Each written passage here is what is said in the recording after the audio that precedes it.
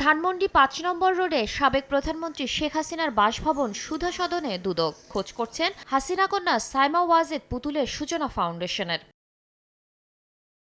দুদক বলছে, সূচনা ফাউন্ডেশনের ঠিকানায় উল্লেখ ছিল সুধা সদনের নাম। এছাড়া বেশ কয়েকটি স্থানের কথা বলা হলেও মেলেনি হদিস। নিবন্ধনটি ঠিক রয়েছে কিনা, তারা আসলেই বাসাকে ব্যবহার করে অফিস হিসেবে ব্যবহার করে অন্য কোনো কার্যক্রম চলতেছে কিনা, সেই বিষয়গুলো আমরা এখন বিস্তারিত যাচাই করতেছি।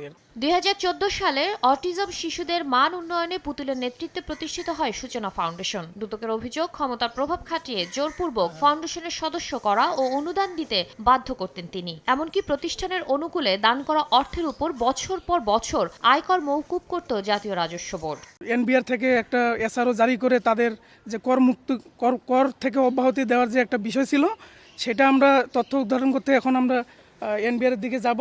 এদিন সাবেক প্রতিমন্ত্রী আব্দুল ওয়াদুদ দারা ও তার স্ত্রী সহ ৮ জনের বিরুদ্ধে উত্তরা ফাইন্যান্স ও ইনভেস্টমেন্ট লিমিটেড থেকে ৪ কোটি টাকার বেশি আত্মসাতের অভিযোগে মামলা করেছে দুদক। মামলা হয়েছে বরগুনা ১ আসনের সাবেক এমপি ধীরেন্দ্রনাথ শম্ভু ও তার স্ত্রীর নামেও। তাদের বিরুদ্ধে প্রায় ৭ কোটি টাকার অবৈধ সম্পদ অর্জন এবং ৫ কোটি টাকা সন্দেহজনক লেনদেনের অভিযোগ আনা হয়েছে। শাতিলা শারমিন, সময় সংবাদ, ঢাকা।